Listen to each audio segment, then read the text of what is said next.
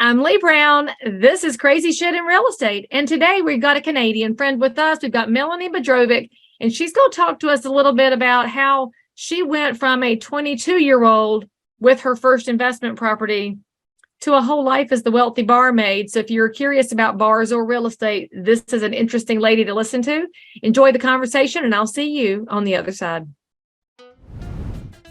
So, of course, obviously, we're recording this at Christmas time, Melanie. So I'm glad you have a nice decorated background. And since you do have a nice decorated background, tell us where you're decorated, where you're located, what you do in and around real estate, and then we'll kind of dig into some stories a little bit. Sure. So I'm from Niagra Falls, Canada, born and raised here. A funny joke I like to tell people, if you like the color gray, you love it here.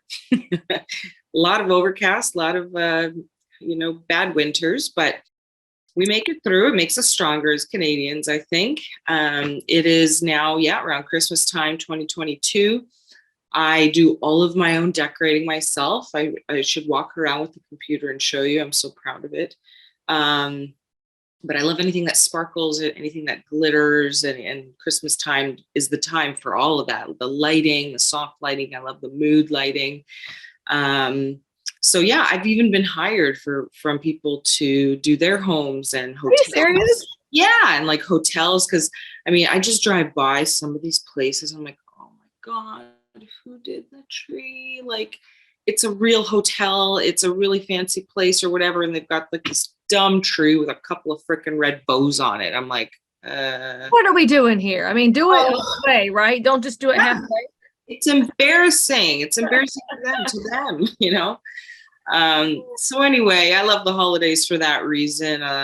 And I'll get into a new business venture that is also glitz and glam that attracted me to it. So funny, you talk about being a serial entrepreneur. I didn't expect it to veer off into decorating for Christmas. And now I know all of my listeners and viewers are probably all hiding their pictures of their Christmas or fixing to post it so they can show us what they've done or be embarrassed. Now we're all being judged by Melanie when she drives by your property and sees your tree. It better be done correctly. All right. So what do you do in and around real estate? Tell us a little bit about what's happening on the Canadian world of Melanie. Okay, well, I started investing when I was 22 years old. So it's an interesting thing. I started working when I was 12 years old because my parents are from the former Yugoslavia. Child slave labor is like a total thing, right?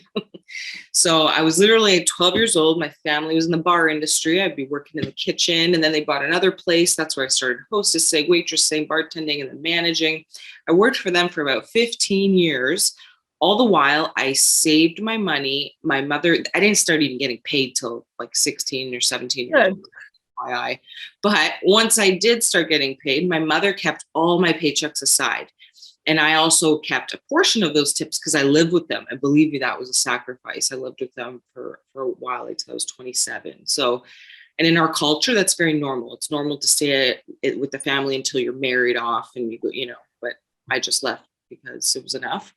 Anyway, so by the time I was 22, I was able to buy my first rental property. I still have it. It's my favorite purchase still to this day. Yeah.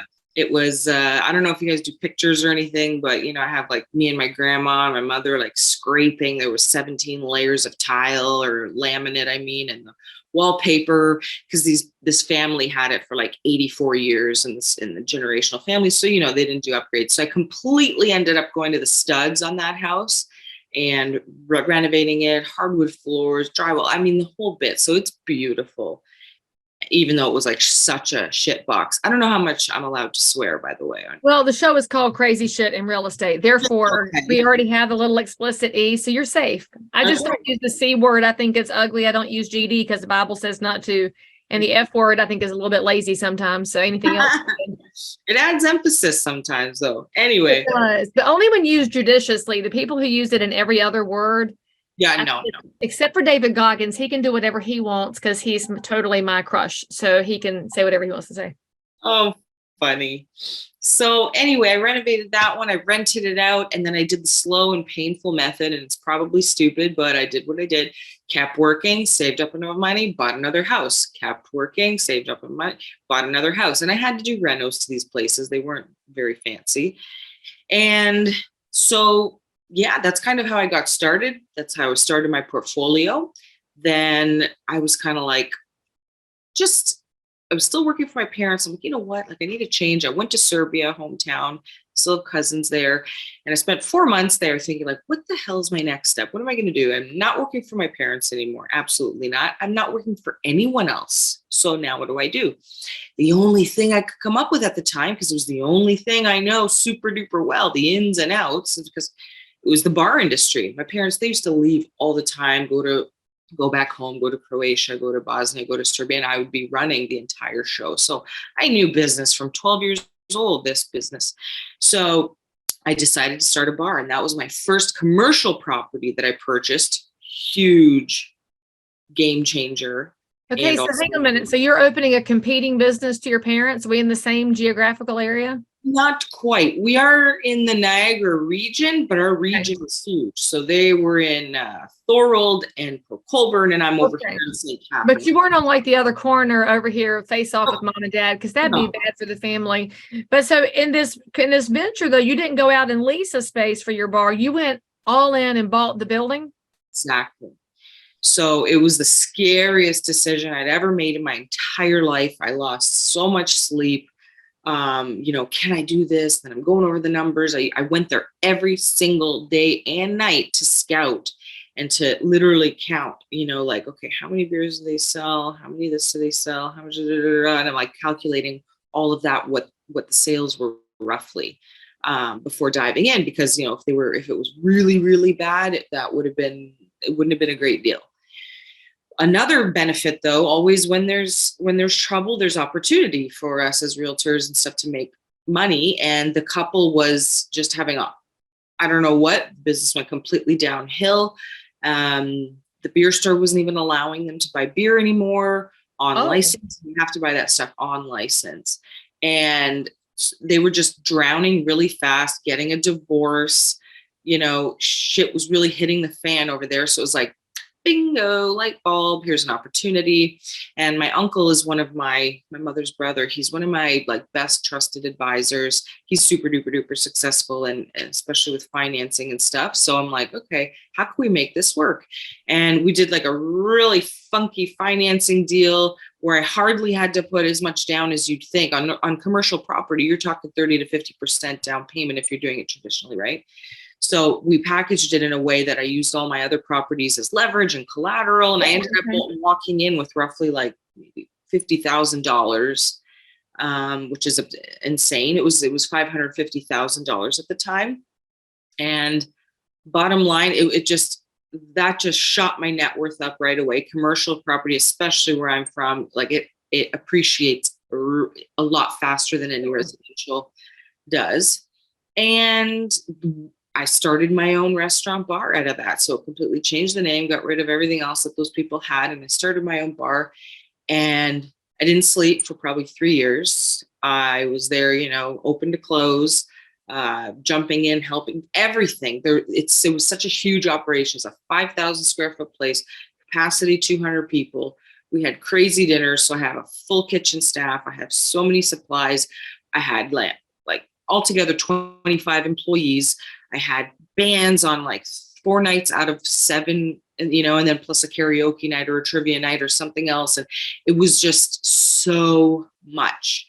And I always just wish I could, duplicate myself. I wish I could clone myself. I could get so much more done, because every day, not only are you dealing with just everything in general, your staff and their issues and their availability and scheduling, and then product supplies, blah, blah, blah. And then dealing with customers and dealing with, stealing. Theft is a huge thing in my industry and the bar. You can't scale when you're working in that business every day. So I guess you were seeing the future was a little bleak if you didn't do something different. It was hard. Yeah. So, so on top of just running the bar, you need a whole subsection. Like, you need a department that does all the marketing, and okay, what are we going to do for marketing and where and social and what new events, how are we going to fill seats? How do we fill more seats? Let's have this type of night, that type of night, this type, so it was a lot, but I don't regret it, any of it. That's not why I bring it up. I'm just sort of saying, in order to do what I did, and I increased the sales that like these people had when I first started the bar. I increased sales by like 300% within a year and a half. So it was insane. I made it to above $1 million a year business. You know, and I just really, though, near the end, not just near the end, I hated the bar industry, probably because I started working there when I was 12. And to be honest, I've always hated it. And so it was just finally a tipping point of like, I'm out, I'm getting out, and this is it. And thank God I found a wicked guy to be my tenant, knows his stuff. Because in the bar industry, I could like sell it to you right now, Leigh, but you know what? You're going to go under in a week and then I'm screwed, right? So it's super duper important. It was to find somebody who knows what they're doing, knows their shit. And he already had a few restaurant bars in the past, still has one. He's a go-getter, he's a hustler, and he knows what's going on in the industry. So, and he's freaking awesome. We feel like family. So was your goal to get him in so you could focus on real estate? Because let's get back to the real estate side for my audience here, because they're dying to hear about the investments. Good. So I was always still buying properties, even while I was running the bar. However, since I sold the bar, I've acquired 3 more properties. So that's only in a year and a half. Commercial or residential, or do you mix it up now? Another commercial. So now I have 2 commercial, and I bought 1 more residential, and I bought an Airbnb. However, I'd love to tell you about the Airbnb. I didn't buy it thinking it was going to be an Airbnb. She means short-term rental, friends. That's just the phrase we all use. But of course, there's lots of other versions of short-term rentals out there. But it's kind of like Kleenex has become the word for a tissue. Yeah. Got you. Even though it is only on that site, but whatever. Actually, no, I put it on VRBO now. But anyway, so originally I was just visiting friends in some trailer park community near the beach where we're from. And it was just so freaking gross. And it was so like, they were spending like $6,000 a week to be there with their kids. So and I'm like, you know what? This is brutal. And I spent a lot of time on the other side back in the day on the lake because I had a boyfriend that I was visiting all the time. It was his family home. Anyway, so I knew that part of the area really well, on the lake shore, on the water. And it just came to me like, I want to buy a lake house. I want to buy a lake house. I want to buy a beach house. So it wasn't for Airbnb. I just wanted a beach house, a lake house. So, okay. So I go, and that was a kick-ass deal too that I made. It was going for about $7.99 at the time, which is pretty reasonable for a huge lakefront property. I got them down to $6.75, plus they gave me a VTB. So I don't, your audience probably knows what that is, right? A vendor take back. No? Oh, okay. No, probably not. So because it doesn't sound like something we have in the US. So what is that? It might be just termed differently, but so a vendor take back is where they hold the mortgage for you. Oh, we would just call that seller financing. So you just make it sound fancier than us. Gotcha. So I ended up doing that seller financing with a down payment. They took me on for a year, interest only payments. And I did that. And then finally now I'm with a conventional bank and now it's all good. But it's just so interesting. I bought this place thinking, you know what? I just really want a freaking beach house. And me and my husband lived there for almost a year. Like the winters are super cool there as long as also the summers, and the sunsets and oh my God. And it's all mirrored and it's all like windows. So like from every part of the house. And I do a ton of mirrors so you can see the lake from like every angle in this house. Long story short on that is I thought, let me just like try. I don't even know what came to me, why I would try to Airbnb. Maybe I heard, to do a short-term rental. Maybe someone had done it or something. So I'm like, oh, let's give this a shot. Turns out, unbelievable. This thing's doing over $150,000 in sales. One house, like absurd to me. So you kind of got into the short-term rental by accident just because you bought a house and decided to try it? Exactly. So, because I was like, you know what, this is too far. It really is like for day to day. It's out of the city. It's total country. You'd have to plan your trip like once a day. Where are we going? If you're going that week, I got to do everything there. And then you come back because it's like a 50-minute drive, 50 minutes to the city. Let's call Niagra Falls, St. Catharines to, But go that's how shopping. people vacation now. Since COVID, they're looking for that more remote vacation, a little bit quieter off the grid. So there's an advantage to that. Yeah, it was super successful. It is super successful.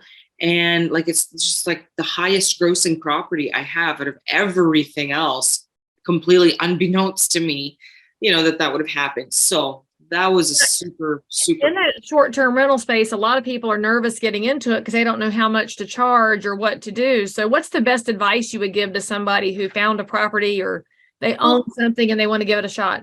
Most likely you are not going to be the first one there doing this. So you just go online, you go on these short-term rental sites, look at comparable properties, see how many rooms, bedrooms, everything else that they have compared to you. Plus, these sites actually do have, for someone who really doesn't know what they're doing, they have help. They actually recommend you put this price, recommend that price. I never followed those because I was getting $1,000 a night.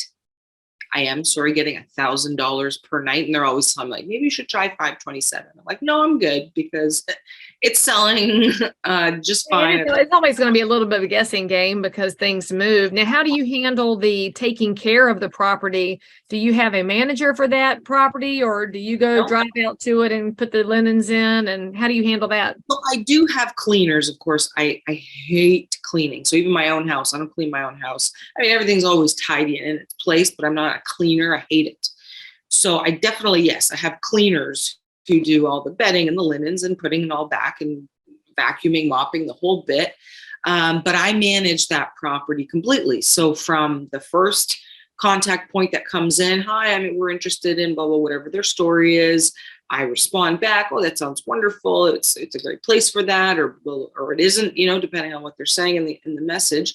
And then I keep up communications with them through everything, whether it's the onboarding process, how they're going to get into the place, all the Wi-Fi, the info, everything they need to know. And then I've had those calls like, oh my God, we have no toilet paper. I have run up there and brought toilet paper. Oh my God, the TV remote has no batteries. I got no batteries there. So I go up and I bring the batteries. Luckily, my husband is a contractor, so he helps fix a lot of. That's handy. Yeah. So it's like, oh, the lock on the door is broken, or the latch on the back isn't closing, or whatever the case may be. I can't even remember some of the things right now, but he also, same thing, he drops what he's doing, he goes. So I always look at this with real estate and with all the real estate, not just the short-term rental, but my long-term buy and holds, commercial, like, you have to look at it as a business. If you look at it as a hobby, it's going to pay you as a hobby, like a hobby. Yeah.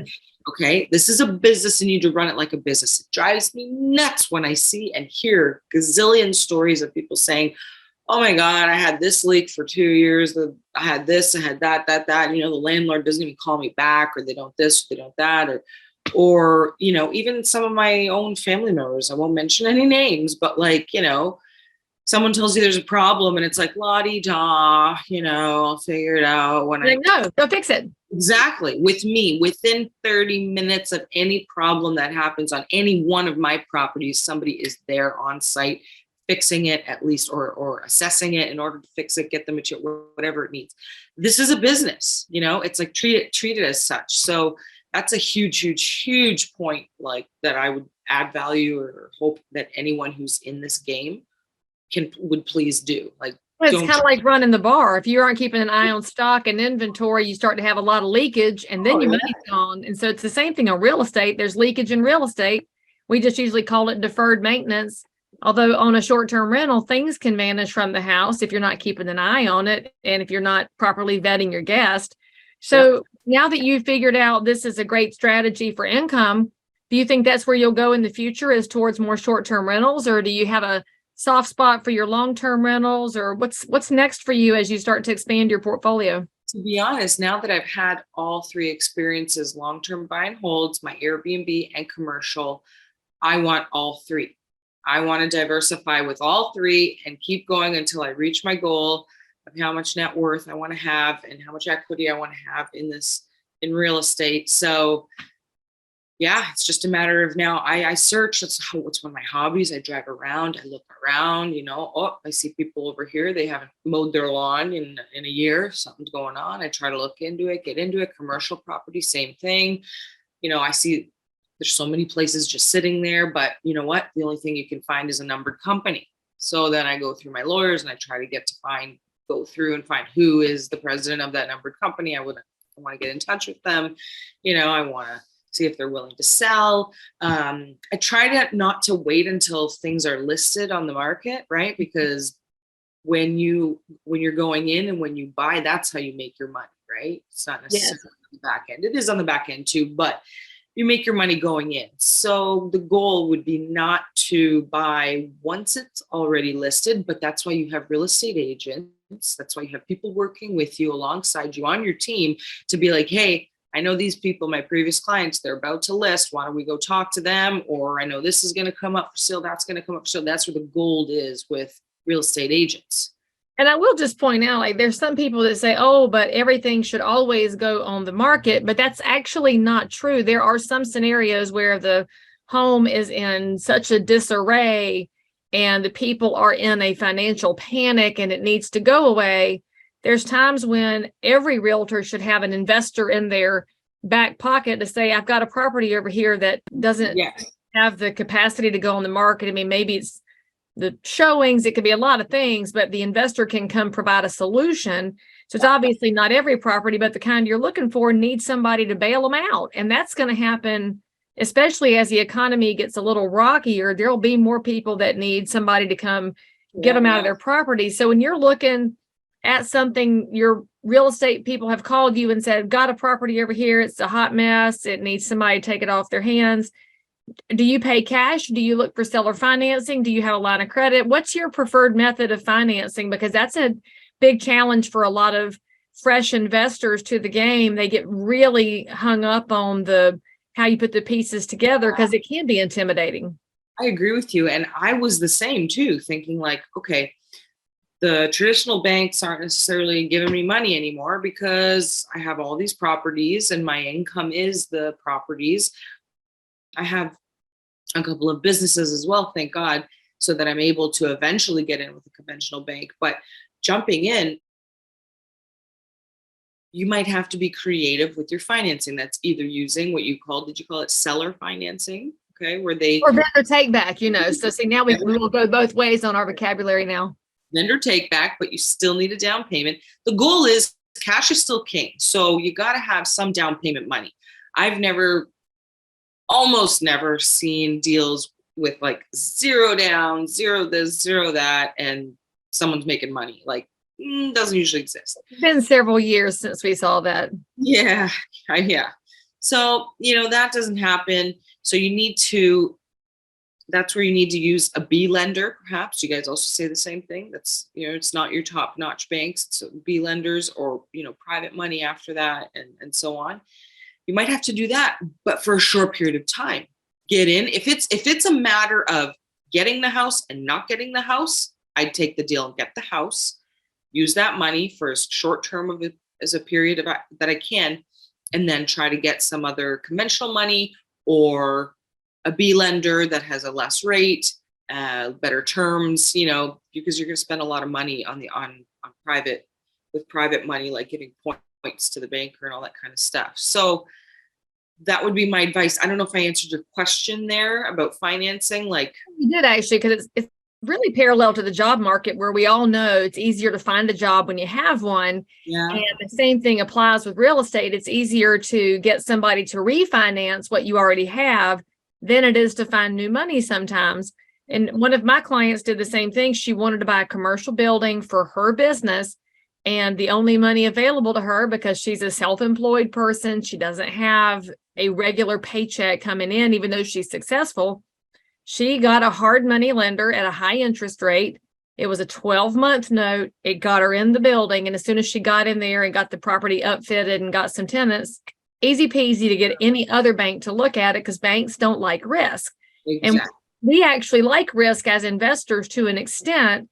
So the way you can look at it, friends, is you are actually absorbing a lot of that risk up front so that somebody else won't have to absorb it later, but then you're freed up to go do more things because you really got to be thinking about how you lever the money in the marketplace. It's not about getting extended like in crypto world, let's just say none of us want to be Sam Bankman-Fried and stealing people's money. That's not what we're talking about.